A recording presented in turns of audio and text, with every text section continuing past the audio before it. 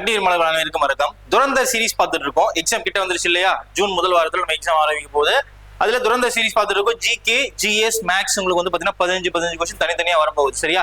இப்ப அதுல துரந்தர் சீரிஸ்ல உங்களுக்கு இன்னைக்கு ஜிகே கிளாஸ். ஓகேவா? ஃபர்ஸ்ட் ஒரு வீடியோ பார்த்திருப்பீங்க, இது ரெண்டாவது வீடியோ. சரியா? ஃபர்ஸ்ட் கொஸ்டின் பாருங்க. செப்டம்பர் 2022 பாதுகாப்பு படைகளின் 2வது தலைமை தளபதியாக யார் நியமிக்கப்பட்டார் அப்படின்னு சொல்லிட்டு கேக்குறாங்க. இது ஃபர்ஸ்ட் ஆன்சர் நான் சொல்லிடுறேன். பாதுகாப்பு படைகளின் 2வது தலைமை தளபதி யார் அப்படின்னா இதுக்கு ஆன்சர் என்ன அப்படின்னா லெப்டினன்ட் ஜெனரல் அனில் சௌஹான். இப்ப லெப்டினன்ட் ஜெனரல் ரிட்டையர்டு ஆர்மி ஜெனரலா லெப்டினன்ட் ஜெனரலா ரிட்டையர் ஆனவரை என்ன பண்ணிருக்காங்க அப்படின்னா எடுத்து ஜெனரல் அப்படிங்கிற ஒரு பதவியை கொடுத்து இவருக்கு பாதுகாப்பு படைகளின் தலைமை தளபதி போஸ்ட் அப்படின்னு சொல்லிட்டு கொடுத்துருக்காங்க. இது என்ன சொல்லுவாங்க அப்படின்னா இங்கிலீஷ்ல சிடிஎஸ் அப்படின்னு சொல்லிட்டு சொல்லுவாங்க. சிடிஎஸ்னா என்ன? சீஃப் ஆஃப் டிஃபென்ஸ் ஸ்டாஃப் அப்படின்னு சொல்லுவாங்க. டிஃபென்ஸ்னா என்ன? பாதுகாப்பு. ஓகேவா? அப்படின்னு சொல்லி சொல்லுவாங்க. அதாவது முப்படை அப்படிங்கிறது நமக்கு என்னன்னு தெரியும். ஓகேவா? 1 ஆர்மி, 2வது நேவி, இன்னொன்னு ஏர்ஃபோர்ஸ். ஓகேவா? அப்படின்னு சொல்றோம். ஆர்மி, நேவி, ஏர்ஃபோர்ஸ் இது 3 இருக்கு இல்லையா? இது 3த்துக்குமே தனித்தனியா வந்து தளபதிகள் இருக்காங்க. அதாவது வந்து பாத்தீங்கன்னா சீஃப் ஆஃப் ஆர்மி ஸ்டாஃப் யாரு அப்படின்னா நம்ம உபேந்திர திவேதி அப்படிங்கிற வந்து சீஃப் ஆஃப் ஆர்மி ஸ்டாஃபா இருக்காரு. அதே மாதிரி நேவிக்கு யாரு அப்படின்னா அமர்பிரீத் சிங் இருக்காரு. சரியா? சாரி, தினேஷ் திரிபாதி இருக்காரு. ஏர்ஃபோர்ஸ்க்கு வந்து பாத்தீங்கன்னா நம்ம அமர்பிரீத் சிங் இருக்காரு. சரியா? இப்ப இது 3த்துக்கு தனியா தலைமை தளபதிகள் இருக்காங்க. இது இல்லாம இந்த 3த்தையும் ஒருங்கிணைக்க கூடிய ஒரு தளபதியாக முப்படைகளின் தலைமை தளபதி அப்படின்னு சொல்லுவாங்க. முப்படைகளின் பாதுகாப்பு படைகளின் தலைமை தளபதி அப்படின்னு சொல்லுவாங்க. அதாவது இந்த 1999 டைம்ல கார்கில் வார் நடந்துச்சு இல்லையா? அந்த டைம்ல என்ன பண்ணாங்க அப்படின்னா இந்த ஆர்மி வந்து சண்டை போட்டாங்க. அதே மாதிரி வந்து பாத்தீங்கன்னா இந்த ஏர்ஃபோர்ஸ் அவங்க வந்து பாத்தீங்கன்னா அவங்களோட உதவியை வச்சும் சண்டை போட்டாங்க. ஆனா என்ன ஒரு பிரச்சனை ஆயிடுச்சு அப்படின்னா ஆர்மி தனியா இருந்தாங்க, அதுக்கு ஒரு தளபதி இருந்தாரு. ஏர்ஃபோர்ஸ் தனியா இருந்தாங்க, அவங்களுக்கு தளபதி இருந்தாங்க. இவங்க எல்லாத்துக்குமே வந்து பாத்தீங்கன்னா இவங்க எல்லாம் கூட்டுப்படையா ஒன்னா சேர்ந்து சண்டை செய்யறப்ப என்ன ஆச்சு அப்படின்னா ஒரு கூட்டணியான ஒரு கோஆர்டினேஷன் இல்லாம போச்சு. அதை தவிர்க்கணும் அப்படிங்கிறதுக்காக இந்த 3த்துக்கும் ஒரு பாதுகாப்பு படைகளின் தலைமை தளபதி வேணும் அப்படிங்கிறதுக்காக என்ன பண்ணாங்க அப்படின்னா இந்த சீஃப் ஆஃப் டிஃபென்ஸ் ஸ்டாஃப் அப்படிங்கிற ஒண்ணு உருவாக்கி முதல் முறையா 2019 ஒருவருக்கு வந்து பாத்தீங்கன்னா இந்த போஸ்டிங்க கொடுத்தாங்க. ஓகேவா? அவர் தான் யாரு அப்படின்னா பிபின் ராவத். இது அடிச்சிருவோம். அவர் தான் யாரு அப்படின்னா பிபின் ராவத். இவர் தான் வந்து பாத்தீங்கன்னா இந்த பாதுகாப்பு படைகளின் முதல் தலைமை தளபதியாக இருந்தவர். ஓகேவா? இவர் தான் வந்து ஃபர்ஸ்ட். இவர் தான் வந்து துரதிருஷ்டவசமா என்ன ஆச்சு அப்படின்னா 2021 ஒரு ஆக்சிடென்ட், ஒரு ஃபிளைட் ஆக்சிடென்ட். எங்க அப்படின்னா நீலகிரியில ஒரு ஃபிளைட் ஆக்சிடென்ட்ல செத்து போயிட்டாரு ஃபேமிலியோட. அவங்க ஒய்ஃப் இவர் எல்லாமே செத்து போயிட்டாங்க ஃபேமிலியோட. பிபின் ராவத் தான் வந்து முதல் சீஃப் ஆஃப் டிஃபென்ஸ் ஸ்டாஃபா இருந்தவர். இப்ப அந்த பதவிக்கு என்ன பண்ணிருக்காங்க அப்படின்னா நம்ம கவர்மெண்ட் ஆஃப் இந்தியா 2வதா ஒருவர் அப்பாயிண்ட் பண்ணிருக்காங்க. அவர் தான் யாரு அப்படின்னா லெப்டினன்ட் ஜெனரல் ரிட்டையர் ஆன அனில் சௌஹான். இவர் தான் என்ன பண்ணிருக்காங்க அப்படின்னா பாதுகாப்பு படைகளின் தலைமை தளபதியாக நியமிக்கப்பட்டுள்ளார். சரியா? ரைட். இப்ப 2வது கொஸ்டின் பாருங்க. பிப்ரவரி 2023 படி ஜார்க்கண்ட் ஆளுநராக யார் நியமிக்கப்பட்டார் அப்படி சொல்லிட்டு கேக்குறாங்க. ஓகேவா? ஜார்க்கண்ட் ஆளுநராக நியமிக்கப்பட்டவர் யார் அப்படின்னா திரு சிபி ராதாகிருஷ்ணன். இப்ப அவர் என்னவா இருக்காரு அப்படின்னா இப்ப 2023 அவர் வந்து ஜார்க்கண்டோட ஆளுநர் தான். ஆளுநர்னா என்ன சொல்லுவாங்க அப்படின்னா கவர்னர்னு சொல்லுவாங்க. இப்ப அவர் என்னவா இருக்காரு அப்படின்னா துணை குடியரசுத் தலைவராக இருக்காரு. இந்தியாவினுடைய துணை குடியரசுத் தலைவர்.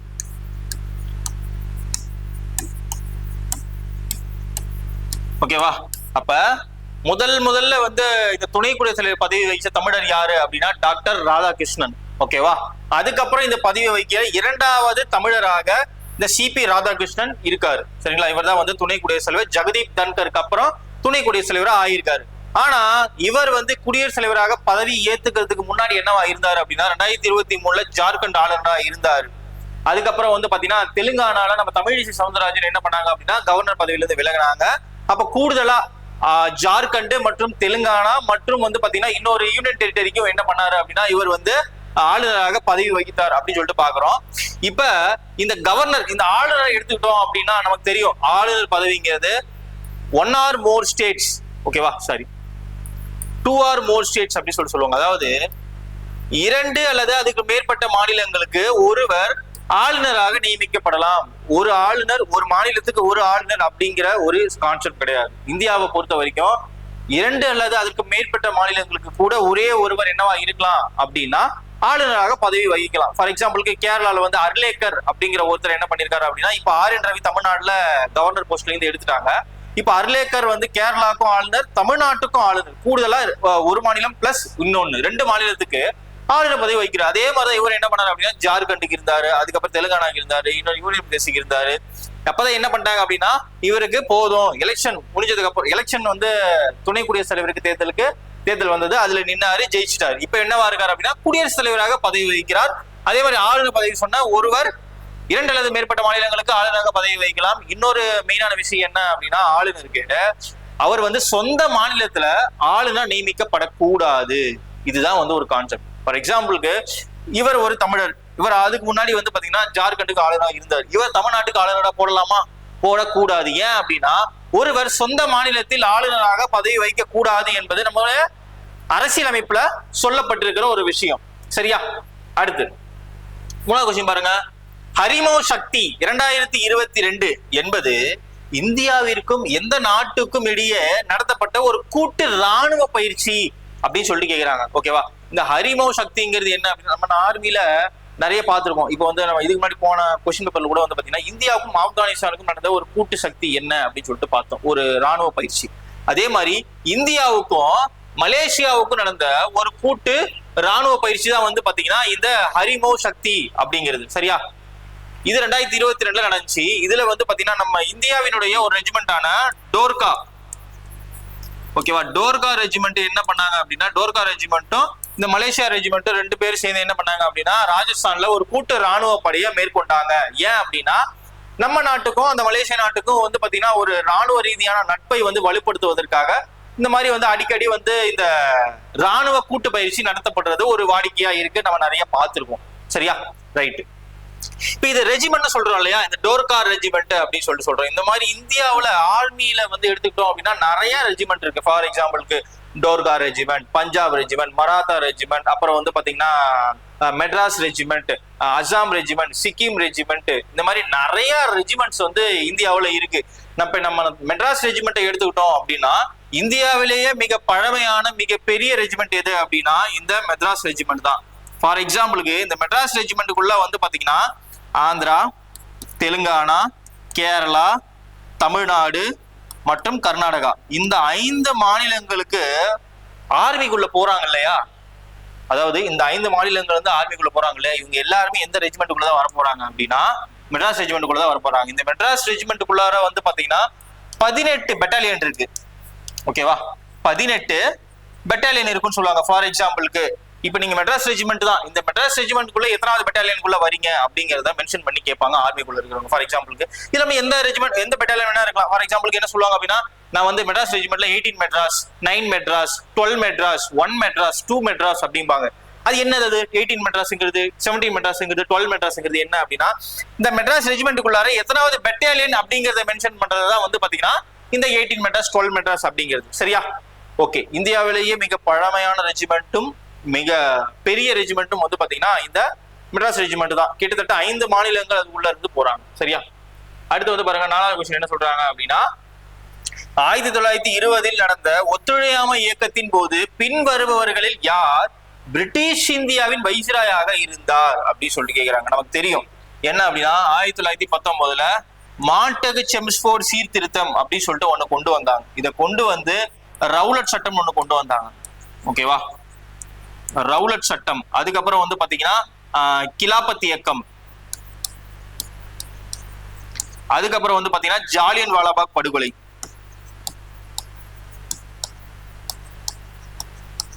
ஜாலியன் வாலாபாக். இந்த 3 நிகழ்வுகளும் என்ன ஆச்சு அப்படின்னா, நம்ம இந்தியர்கள் மத்தியில வந்து ஒரு பெரிய அதிருப்தியை ஏற்படுத்தி, ஒரு வெறுப்புணர்வை ஏற்படுத்தி என்ன ஆச்சு அப்படின்னா, ஆங்கிலேயர்களுக்கு நாங்க ஒத்துழைக்க மாட்டோம் அப்படின்னு சொல்லிட்டு போராட்டங்களை தொடங்குற அளவுக்கு இந்த 3 விஷயங்கள் கொண்டு போச்சு. ரவுலட் சட்டம் நமக்கு தெரியும். இதை வந்து காந்தி வந்து கருப்பு சட்டம் அப்படின்னு சொல்லிட்டு விமர்சனம் செய்திருப்பார். ஏன் அப்படின்னா, விசாரணையின்றி யாரையும் கைது செய்யக்கூடிய ஒரு வாரண்டை வந்து பாத்தீங்கன்னா இந்த ரவுலட் சட்டம் கொடுத்துச்சு. அதுக்கப்புறம் ஜாலியன் வாலாபாக் அப்பாவி மக்களை குவிச்சதுக்காக ஏற்பட்ட ஒரு அதிருப்தி தான் வந்து பாத்தீங்கன்னா இந்த பிரிட்டிஷ் காலனியத்துக்கு எதிராக ஒத்துழைமை இயக்கத்தை தொடங்குறதுக்காக 1920 தொடங்கப்பட்டது. இதுக்கு வைஸ்ராயாக இருந்தவர் யார் அப்படின்னா, அப்போதைக்கு லார்ட் செம்ஸ்ஃபோர்ட், அதாவது செம்ஸ்ஃபோர்ட் பிரபு அப்படின்னு சொல்லுவாங்க. இவர் தான் காரணம். சரியா? அதுக்கு அடுத்து வந்து பாத்தீங்கன்னா 5வது ரொம்ப சூப்பர் என்ன அப்படின்னா, நேதாஜி என்று பிரபலமாக அறியப்படுபவர் யார் அப்படின்னு சொல்லிட்டு கேக்குறாங்க. நேதாஜி சுபாஷ் சந்திர போஸ். ஓகேவா? நமக்கு எல்லாத்துக்குமே தெரியும். ஓகேவா? நேதாஜி சுபாஷ் சந்திர போஸ். இவர் வந்து பாத்தீங்கன்னா சுதந்திரத்திற்காக காந்தி வந்து அகிம்சை வழியில போராடி இருப்பாரு. ஆனா இவர் என்ன சொல்லுவாரு அப்படின்னா, உங்கள் ரத்தத்தை தாருங்கள், நான் சுதந்திரம் தருகிறேன் அப்படின்னு சொல்லிட்டு டிட் ஃபார் டேட் அப்படிங்கிற விதத்துல போராடி இருப்பாரு. ஓகேவா? 1938 மற்றும் 39 நடந்த இந்திய தேசிய காங்கிரஸ் மாநாட்டுல தலைவராக ஜெயிச்சிருப்பார். 39ல வந்து பாத்தீங்கன்னா காந்தி நிப்பாட்டின வேட்பாளரையே இவர் வந்து தோக்கடிச்சு இவர் ஜெயிச்சிருப்பார், பட்டாபி சித்தராமையா அப்படிங்கிறவர். ஓகேவா? அதனால என்ன பண்ணுவாரு அப்படின்னா, காந்தி வந்து அதிருப்தி ஆயிடுவாரு, நான் நிப்பாட்டு வேட்பாளரையே நீ தோக்கடிச்சிட்டியா அப்படின்னு சொல்லிட்டு. அதனால ஐஎன்சி இந்திய தேசிய காங்கிரஸ் வந்து விலகி வந்து என்ன பண்ணுவாரு அப்படின்னா, ஃபார்வர்டு பிளாக் பார்ட்டி அப்படின்னு சொல்லிட்டு ஒன்னு கட்சி ஸ்டார்ட் பண்ணுவார். ஃபார்வர்டு பிளாக் கட்சியை ஸ்டார்ட் பண்ணிருப்பார். ஓகேவா? அப்ப நேதாஜி என்று பிரபலமாக அறியப்படக்கூடியவர் யார் அப்படின்னா நேதாஜி சுபாஷ் சந்திர போஸ். சரியா? அவர் எப்படி இறந்தாருன்னு சொல்லிட்டு இன்ன வரைக்கும் மர்மமாவே இருக்கு, நமக்கு தெரியாது. ரைட்டு. அடுத்து வந்து பாத்தீங்கன்னா பௌத்த மரபில் விகாரைகள். ஓகேவா? விகாரர்கள் இருக்கு, விகார்கள்னு இதுல விகாரைகள் மாட்டிக்கோங்க. ஓகேவா?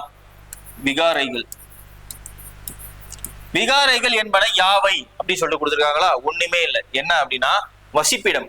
ஓகேவா? அதாவது விகாரைகள் அப்படி சொல்லுவோம். வழிபாட்டு தலம்ங்கிறது வந்து பாத்தீங்கன்னா வேற. ஓகேவா? சைத்தியம்னு சொல்லுவாங்க. இந்த வழிபாட்டு தலத்துக்கு பௌத்த மதத்துல என்ன பேரு அப்படின்னா சைத்தியம். ஓகேவா? வழிபாட்டு தலம். இப்ப இது வந்து பாத்தீங்கன்னா விகாரைகள், புத்த விகாரைகள் அப்படின்னு சொல்லுவாங்க. இது வந்து பாத்தீங்கன்னா மடாலயம். ஓகேவா?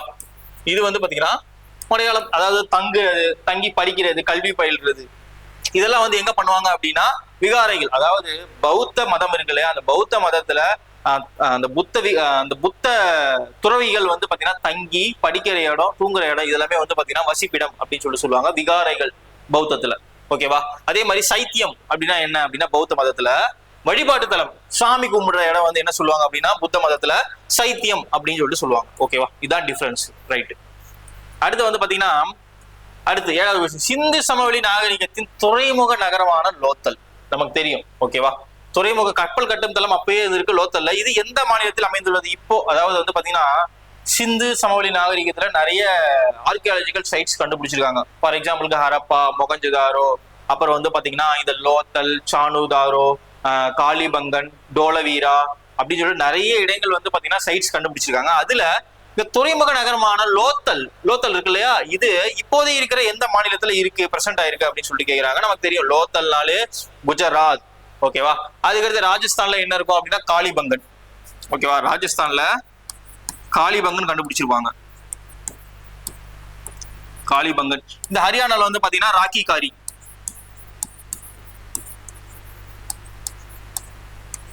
கண்டுபிடிச்சிருப்பாங்க. ஓகேவா?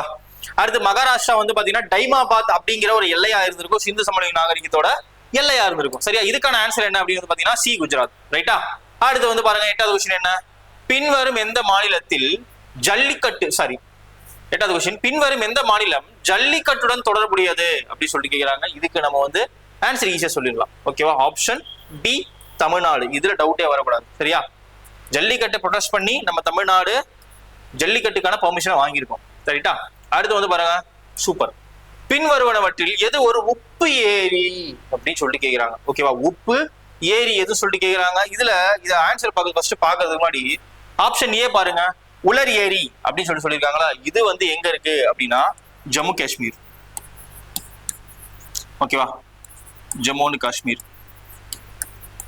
அதாவது இது என்ன சொல்லுவாங்க அப்படின்னா இந்தியாவிலேயே மிகப்பெரிய நன்னீர் ஏரி அப்படின்னு சொல்லுவாங்க. India's largest fresh water lakh எங்க இருக்கு அப்படின்னா ஜம்மு அண்ட் காஷ்மீர் இருக்கக்கூடிய உலர் ஏரியில இருக்கு. உலர் ஏரி தான் அப்படின்னு சொல்லுவாங்க. ரைட்டா? அதே மாதிரி இந்த தால் ஏரி எங்க இருக்கு, அதே ஜம்முல தான் இருக்கு. இன்னும் தெளிவா சொல்லணும் அப்படின்னா ஸ்ரீநகர். ஓகேவா? ஸ்ரீநகர் எங்கதான் இருக்கு, அதாவது ஜம்மு அண்ட் காஷ்மீரோட தலைநகரமே என்னவாதான் இருக்கு அப்படின்னா ஸ்ரீநகர். இதுல இந்த தால் ஏரி அப்படின்னு சொல்லுவாங்க. இது வந்து பாத்தீங்கன்னா ஒரு ஃப்ளோட்டிங் போட்டு, அப்புறம் வந்து பாத்தீங்கன்னா இதுல வந்து மிதக்கும் பூந்தோட்டம். ஓகேவா? அதாவது என்ன சொல்லுவாங்க அப்படின்னா இந்த தாமரை பூலா இருக்கு இல்லையா, இந்த தாமரை பூலாம் வந்து பாத்தீங்கன்னா விதவிதமா வந்து இங்க பூத்து அந்த ஏரியில மிதக்கும் அப்படின்னு சொல்லுவாங்க. இது கூட வந்து பாத்தீங்கன்னா ஒரு நன்னீர் ஏரி தான். ஓகேவா?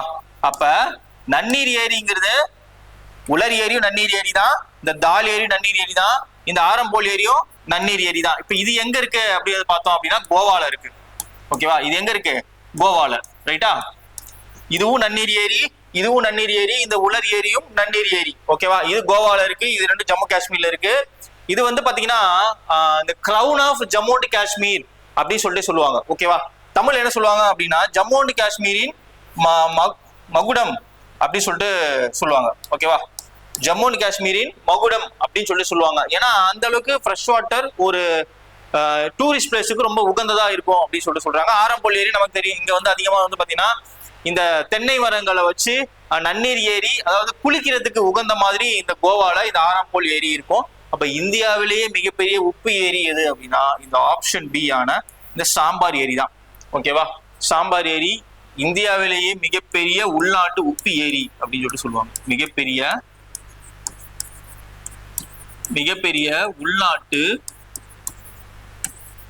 உள்நாட்டு உப்பு ஏரி. ஓகேவா?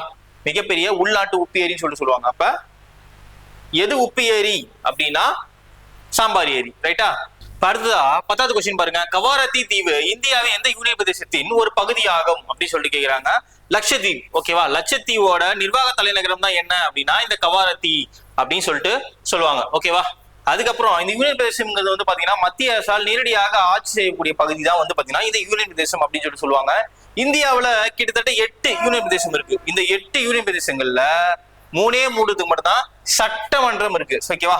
சட்டமன்றம் வந்து பாத்தீங்கன்னா கிட்டத்தட்ட 3 யூனியன் பிரதேசம் மட்டும் தான் சட்டமன்றம் இருக்கு. 1 ஜம்மு அண்ட் காஷ்மீர். ஓகேவா? 2வது டெல்லி. ஓகேவா? 3வது வந்து பாத்தீங்கன்னா பாண்டிச்சேரி. ஓகேவா? இந்த 3த்துக்கு மட்டும் தான் என்ன இருக்கு அப்படின்னா சட்டமன்றம் இருக்கு. ஓகேவா? அதாவது இப்ப தெரியும், இப்ப இந்த சட்டமன்றம்ங்கிறது யூனியன் பிரதேசத்துக்கு எப்படி சட்டமன்றம் இருக்கும் அப்படின்னு கேட்கலாம். இதுக்கு முன்னாடி டெல்லி புதுச்சேரி இருந்து சட்டமன்றம் இருக்கு. ஆனா இந்த ஜம்மு அண்ட் காஷ்மீர்ல வந்து பாத்தீங்கன்னா இதுக்கு முன்னாடி இது வந்து மாநிலமா இருந்தது. ஓகேவா? 2019 என்ன பண்ணாங்க அப்படின்னா இந்த ஆர்டிகல் 370 கேன்சல் பண்ணி ஜம்மு அண்ட் காஷ்மீரை யூனியன் பிரதேசமா மாத்தினாங்க. மாநில அந்தஸ்தா இருந்ததை யூனியன் பிரதேசமா மாத்தினாங்க. இது எப்படி பிரிச்சாங்க அப்படின்னா ஜம்மு அண்ட் காஷ்மீர் ரெண்டா பிரிச்சிருச்சு. எப்படி அப்படின்னா ஜம்மு அண்ட் காஷ்மீர் ஆகவும் லடாக்கு ஒரு யூனியன் பிரதேசம் ஆகும். இது ஒரு யூனியன் பிரதேசம், இது ஒரு யூனியன் பிரதேசம். ஓகேவா? இப்ப எம்பி சீட்னு எடுத்துக்கிட்டோம் அப்படின்னா எல்லா யூனியன் பிரதேசத்துக்கும் ஒரே ஒரு எம்பி சீட் இருக்கு. இந்த ஜம்மு இப்ப இதுக்கு ஒரு 7 எம்பி சீட் இருக்கு. இந்த ஜம்மு அண்ட் காஷ்மீருக்கு 5 எம்பி சீட்டு, லடாக்குக்கு 1 எம்பி சீட்டு, அதே மாதிரி பாண்டிச்சேரிக்கு 1 எம்பி சீட்டு, இந்த அந்தமான் நிக்கோபார் தீவுகளுக்கு 1 எம்பி சீட்டு, டாமன் டையூ தாத்ரா நாகல் ஹவேலிக்கு 1 எம்பி சீட்டு, புதுச்சேரிக்கு ஒரு எம்பி புதுச்சேரிக்கு 1 எம்பி சீட்டு. அதுக்கப்புறம் வந்து பாத்தீங்கன்னா இது ஹரியானாக்கு சண்டிகருக்கு 1 எம்பி சீட்டு. ஓகேவா? எல்லா யூனியன் பிரதேசத்துக்கும் 1 எம்பி சீட் இருக்கு. இதுல அதிகபட்சம் வந்து பாத்தீங்கன்னா டெல்லிக்கு 7, ஜம்மு அண்ட் காஷ்மீருக்கு 5, லடாக்குக்கு 1. ஓகேவா? நல்லா பாத்துக்கோங்க. ரைட்.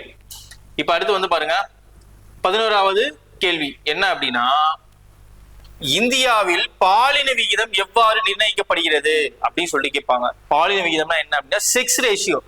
1000 ஆண்களுக்கு எத்தனை பெண்கள் இருக்காங்க அப்படின்னு கணக்கு போடுறதா இந்த பாலின விகிதம். ஓகேவா? 1000 ஆண்களுக்கு இருக்கும் பெண்களை கணக்கிடுறதுதான் வந்து பாத்தீங்கன்னா இந்த செக்ஸ் ரேஷியோ. ஓகேவா? 1000 ஆண்களுக்கு எத்தனை பெண்கள் இருக்காங்க நல்லா பாத்துக்கோங்க. ஓகேவா? இதுதான் வந்து பாத்தீங்கன்னா இந்த செக்ஸ் ரேஷியோ அப்படின்னு சொல்லிட்டு சொல்லுவாங்க. இப்ப இந்தியாவுல வந்து பாத்தீங்கன்னா இந்தியாவுடைய பாலின விகிதம் வந்து கொஞ்சம் குறைவா இருக்கும். எப்பயுமே வந்து பாத்தீங்கன்னா தமிழ்நாடு அதிகமா தான் இருக்கும். ஓகேவா? தமிழ்நாடோட பாலின விகிதம் வந்து பாத்தீங்கன்னா 995 இருந்து 996 தான் எப்பயுமே வந்து நம்மளோட பாலின விகிதம் இருக்கும். இந்தியாவிலேயே அதிக பாலின விகிதம் உடைய மாநிலமாக கேரளா. ஓகேவா? கேரளா தான் வந்து பாத்தீங்கன்னா அதிக பாலின விகிதம் கொண்ட மாநிலமாக இருக்கு. ஃபார் எக்ஸாம்பிளுக்கு கேரளால 1000 ஆண்கள் இருக்காங்க அப்படின்னா அவங்களுக்கு ஈக்குவல் எத்தனை பெண்கள் இருக்காங்களா? 1084 ஃபீமேல்ஸ் இருக்காங்க. ஓகேவா? 1084 ஃபீமேல்ஸ் இருக்காங்க அப்படின்னு சொல்லிட்டு சொல்லப்படுது. ஓகேவா? இது ஈஸி தான். எத்தனை ஆண்களுக்கு எத்தனை பெண்கள், அதாவது எத்தனை ஆண்கள்னா 1000 ஆண்களுக்கு எத்தனை பெண்கள் அப்படின்னு சொல்லப்படுறதுதான் இந்த செக்ஸ் ரேஷியோ அப்படின்னு சொல்லுவோம். அடுத்து வந்து பாத்தீங்கன்னா 12வது கொஸ்டின். இந்திய அரசியலமைப்பில் எம்பி என்பதன் பொருள் என்ன? எம்பி அப்படின்னா மெம்பர் ஆஃப் பார்லிமெண்ட் அப்படின்னு சொல்லுவாங்க. மெம்பர் ஆஃப் பார்லிமெண்ட், அதாவது நாடாளுமன்ற உறுப்பினர் அப்படின்னு சொல்லுவாங்க. Option B. இப்ப நம்ம வந்து இந்தியாவிலேயே வந்து சட்டமன்றம் எங்க இருக்கு அப்படின்னா டெல்லியில இருக்கு ஒரே ஒரு பார்லிமெண்ட் இருக்கு. ஓகேவா, ஒரே ஒரு பார்லிமெண்ட் இருக்கு. இதை நம்ம ரெண்டா பிரிக்கிறோம். என்ன அப்படின்னா ராஜ்யசபா, இன்னொன்னு வந்து பாத்தீங்கன்னா லோக்சபா அப்படின்னு சொல்லிட்டு ரெண்டா பிரிக்கிறோம். இப்ப லோக்சபா எம்பி, ராஜ்யசபா எம்பி அப்படின்னு சொல்லிட்டு 2 எம்பி இருக்காங்க, இல்லன்னு நான் சொல்லல, தனித்தனி தானே. ஆனா ஒட்டுக்கா இவங்க ஜென்ரலா எப்படி கூப்பிடுவாங்க அப்படின்னா, ராஜ்யசபால மெம்பரா இருந்தாலும் சரி, லோக்சபால உறுப்பினரா இருந்தாலும் சரி, ரெண்டுமே எந்த உறுப்பினர் தான். இந்த பார்லிமெண்ட்டுக்கு பேர் தமிழ்ல என்ன, நாடாளுமன்றம். அப்ப எந்த அவையில உறுப்பினராக இருந்தாலுமே இவங்க ஜென்ரலா என்ன உறுப்பினராக அழைக்கப்படுவாங்க அப்படின்னா நாடாளுமன்ற உறுப்பினர். அதே மாதிரிதான் மாநிலத்துக்கு என்ன சொல்லுவாங்க அப்படின்னா சட்டமன்றம் அப்படி சொல்லுவாங்க. இந்த சட்டமன்றத்துல ஒருத்தர் உறுப்பினரா இருக்காரு அப்படின்னா என்ன சொல்லுவாங்க அப்படின்னா சாமாவு அப்படின்னு சொல்லுவாங்க. என்ன அப்படின்னா சட்டமன்ற உறுப்பினர், மெம்பர் ஆஃப் லெஜிஸ்லேட்டிவ் அசம்பிளி அப்படின்னு சொல்லுவாங்க. இங்கிலீஷ்ல என்ன சொல்லுவாங்க அப்படின்னா MLA அப்படின்னுவாங்க. ஓகேவா, இங்கிலீஷ்ல MLA சட்டமன்ற உறுப்பினர், தமிழ்ல இங்க பார்லிமெண்ட் MP அப்படின்னு சொல்லுவாங்க, நாடாளுமன்ற உறுப்பினர். ஓகேவா, ரைட். அடுத்து 14வது கொஸ்டின் பாருங்க. இந்தியாவில் மிக உயர்ந்த சட்ட அதிகாரி யாரு அப்படின்னு சொல்லிட்டு கேட்கிறாங்க. இந்தியாவினுடைய மிக உயர்ந்த சட்ட அதிகாரி யாரு அப்படின்னா அட்டார்னி ஜெனரல். இந்திய அட்டார்னி ஜெனரல் தான் வந்து பாத்தீங்கன்னா இந்தியாவினுடைய மிக உயர்ந்த சட்ட அதிகாரி. அதாவது என்ன சொல்லுவாங்க அப்படின்னா நாடாளுமன்றம் அப்படிங்கிற டாபிக் எடுத்துக்கிட்டோம் அப்படின்னா நிர்வாகம், சட்டமன்றம், நீதித்துறை அப்படின்னு சொல்லிட்டு பிரிப்பாங்க. அதுல நிர்வாகத்துல வந்து பாத்தீங்கன்னா நாட்டின் முதல் குடிமகன், நாட்டின் மிக உயர்ந்த பதவி வகிக்கக்கூடிய குடியரசுத் தலைவர் முதல்ல, அவருக்கு கீழே துணை குடியரசுத் தலைவர், அவருக்கு கீழே இந்திய பிரதமர், அவருக்கு கீழே கவுன்சில் ஆஃப் மினிஸ்டர் அழைக்கப்படுற அமைச்சரவை குழு இருப்பாங்க. இந்த 4 பேருக்கு அப்புறம் யாரு இருப்பா அப்படின்னா இந்த அட்டார்னி ஜெனரல் தான் வந்து பாத்தீங்கன்னா இருப்பார். இவரோட ஆர்டிகல் என்ன அப்படின்னா ஆர்டிகல் 76 எதை பத்தி பேசுது அப்படின்னா இந்த அட்டார்னி ஜெனரலை பத்தி பேசுறதுதான் வந்து பாத்தீங்கன்னா ஆர்டிகல் 76. மிக உயர்ந்த, இந்தியாவிலே மிக உயர்ந்த சட்ட அதிகாரி. அதாவது நாடாளுமன்ற இந்த ஹைகோர்ட்ல சுப்ரீம் கோர்ட்ல இந்தியா சார்பா, ஓகேவா, இந்த உச்ச நீதிமன்றம் சார்பா வாதாடக்கூடிய ஒரு அரசு வழக்கறிஞர் அவர் தான் வந்து பாத்தீங்கன்னா இந்த அட்டார்னி ஜெனரல் அப்படின்னு சொல்லுவாங்க. சரியா, இது ரெண்டையும் கூட்டணும் அப்படின்னா 165 வரும். இது வந்து பாத்தீங்கன்னா அதாவது 76 இந்திய அட்டார்னி ஜெனரல். அதே மாதிரி 165 வந்து பாத்தீங்கன்னா மாநில அட்வொகேட் ஜெனரல். ஓகேவா, மாநில அட்வொகேட் ஜெனரல் என்று அழைக்கப்படுவார். ஓகேவா, ரைட். இவர் வந்து பாத்தீங்கன்னா இந்தியாவுக்கு வாதாடக்கூடிய தலைமை வழக்கறிஞர். இவர் வந்து பாத்தீங்கன்னா மாநிலத்தில் இருக்கக்கூடிய ஹைகோர்ட்ல வாதாடக்கூடிய கவர்மெண்ட் வழக்கறிஞர். ஓகேவா, அரசு வழக்கறிஞர் அப்படின்னு சொல்லிட்டு சொல்லுவாங்க. ரைட்டா. அடுத்து வந்து பாருங்க 14வது கொஸ்டின். 2022 FIFA உலக கோப்பையில் பின்வரும் எந்த அணி 2ஆம் இடத்தை பிடித்தது அப்படின்னு சொல்லி கேட்கிறாங்க. இந்த 2022 FIFA உலக கோப்பை ஃபுட்பால், அதாவது கால்பந்து தான் இந்த FIFA உலக கோப்பை அப்படின்னு சொல்லுவாங்க. இது எங்க நடந்துச்சு அப்படின்னா கத்தார். ஓகேவா, கத்தார்ல நடந்துச்சு. இதுல வந்து பாத்தீங்கன்னா அர்ஜென்டினா வின்னர். ஓகேவா, அர்ஜென்டினா வின்னர். ஆனா இங்க என்ன கேக்குறாங்க, வின்னர் கேட்கல, 2ஆம் இடத்தை பிடித்தது அப்படின்னு கேக்குறாங்க. 2ஆம் இடம்னா என்ன அப்படின்னா ரன்னர் அப். ஓகேவா, அப்ப ரன்னர் அப் யாரு அப்படின்னா பிரான்ஸ் தான் வந்து பாத்தீங்கன்னா ரன்னர் அப். ஓகேவா, வின்னர் வந்து அர்ஜென்டினா, பிரான்ஸ் வந்து ரன்னர் அப், அதாவது 2ஆம் இடத்தை பிடித்தவர். ஓகே, ஃபைனல் வந்து தோத்துட்டாங்க. ரைட்டா. இப்ப அடுத்து